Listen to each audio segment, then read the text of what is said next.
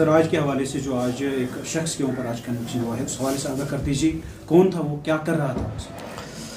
मैं आपको बताना चाहता हूँ, ये मुकदमा बड़ा हसास मुकदमा था और सोपोर में मुझे लग रहा है कि आज तक पहली ये कन्विक्शन है हिस्टोरिकल बनेगी, क्योंकि ये केस एक पीर बाबा जो अपने आप को पीर बाबा कहता था और अपने आप का उसका नाम था पीर बाबा का नाम, जो इसमें मुलजिम है, मुलजिम नहीं अब कन्विक्टी है, एजाज अहमद शेख जो मुंशी का रहने वाला था। ये केस 2016 में पुलिस स्टेशन बुमाई में दर्ज हुआ और FIR number 22/2016 under section 377 RPC में दर्ज हुआ। शिकायत ये हुई थी कि मुलजिम ने बहुत सारे बच्चों के साथ, जो कम सिन बच्चे थे जिनकी उम्र 18 साल से कम थी, उनके साथ जिनसी जातिया की, यानी सेक्सुअल एक्सप्लॉयटेशन जिसको हम अननेचुरल ऑफेंस कहते हैं, उनके साथ गलत किया। और गलत करने के बाद उन बच्चों को डराता था कि अगर आप लोगों ने अपने वालिदैन को बताया तो मैं आपके घर वालों को और आपको नुकसान पहुंचाऊंगा, जो क्योंकि उसके मातहत बहुत सारे जिन्नात हैं, तो जिन्नात के ज़रिए आपको मैं नुकसान पहुंचाऊंगा। क्योंकि बच्चे छोटे होते हैं, वो डर जाते थे, अपने घर में नहीं बोलते थे कि मुलजिम उनके साथ जिनसी ज़्यादतियाँ करता है। बिलाकर 2016 में एक विक्टिम ने, एक बच्चे ने अपने बाप से शिकायत की, मौलवी की शिकायत की, मुलजिम की शिकायत की कि मुलजिम उनके साथ ज़्यादतियाँ करता है।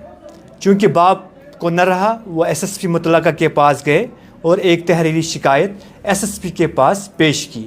एसएसपी मुतलका ने दरखास्त को एसएचओ पुलिस स्टेशन बुमाई को फॉरवर्ड किया और हुक्म सादिर किया कि इसमें एफआईआर दर्ज करें। और चूँकि मामला सेंसिटिव था और इस इलाके का मुलजिम मौलवी था, उसके ख़िलाफ़ एफआईआर दर्ज करवाना या उसको अरेस्ट करवाना बड़ा ही मुश्किल काम था। मुकदमा बहुत ही हसास था, दर्ज हुआ। दर्ज होने के बाद दूसरे ही दिन एसएसपी मुतलका ने एक एसआईटी कॉन्स्टिट्यूट की, जिसकी क़यादत आशीष मिश्रा आईपीएस, जो वक्त के जो उस अयाम में सोपोर में एसडीपीओ थे। दौरान तफ्तीश पुलिस ने गवाहन के बयानात ज़ेर दफ़ा 164A CRPC के तहत कलमबंद किए और जो बाकी एविडेंसेस वो कलेक्ट की।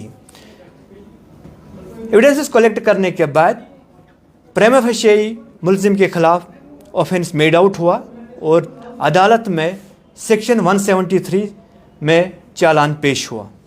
चालान पेश होने के बाद प्रोसिक्यूशन ने अपने गवाहन को अदालत में गवाही देने के लिए पेश किए और मैक्सिमम विटनेसेस जो विक्टिम थे या इन्वेस्टिगेटिंग ऑफिसर्स थे या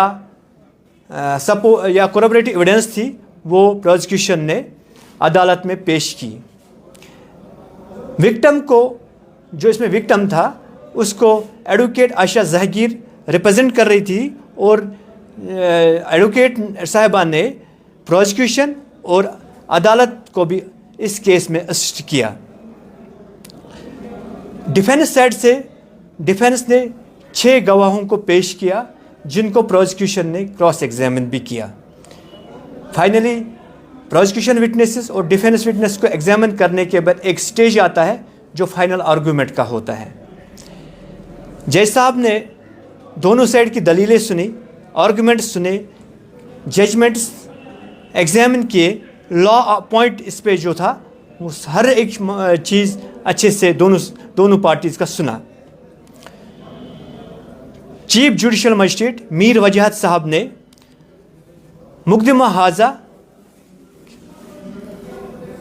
हाजा के ऑर्डर्स आज के लिए रखे थे और आज जब कोर्ट में मुकदमा को कॉल किया गया, पार्टीज़ पेश हुई, वहाँ पे हाजिर हुई, तो अदालत chief judicial magistrate court Sopore ने मुलजिम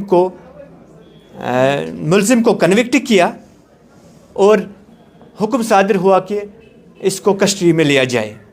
मुलजिम को इमीडिएटली कस्टडी में लिया गया और अदालत ने क्वांटम ऑफ पनिशमेंट के आर्गूमेंट्स कल के लिए रखे और अब अदालत को ये फैसला करना है कि कितनी सज़ा मुलजिम को दी जाए, क्योंकि पनिशमेंट जो इसमें है वो लाइफ इम्प्रिजनमेंट है या इम्प्रिजनमेंट अप टू 10 ईयर्स, 10 साल तक की सज़ा भी हो सकती है और इसके अलावा जुर्माना भी हो सकता है या उम्र कैद भी हो सकती है।